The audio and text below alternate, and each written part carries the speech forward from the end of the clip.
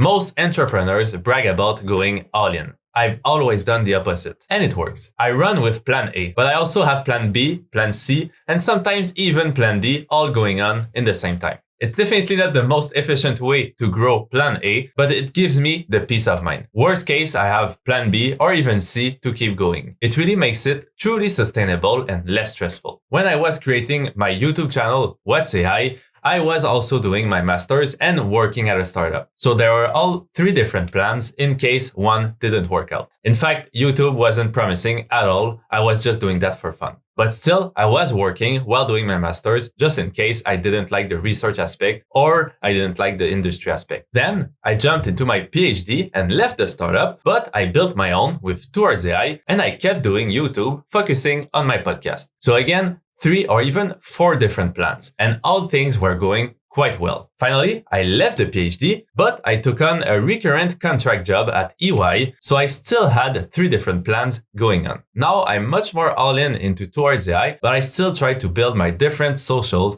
just in case anything happens. Honestly, this mindset really helped me go through the lows much easier. Having 3 to even 4 plans going on at the same time makes it that you have many small wins. Maybe you don't have such a big win like selling a $1 million or $1 billion company, but it's super sustainable. I always have small wins when something is not going well. For example, my podcast failed, but we released courses with Towards AI and they were super successful. Also, the PhD didn't work out and I quit, but we landed super interesting clients at Towards AI. So there's always a good side. It's definitely not as glamorous, but much more sustainable for the long term. And I definitely recommend keeping at least a plan B going on, even if you are going the startup route. It doesn't have to be 2 full-time jobs. The plan B can be something like 5 to 10 hours a week. And trust me, it won't make plan A crash. I'd love to know if you agree or if you usually go all in with only one plan, one job, or one project. Let me know.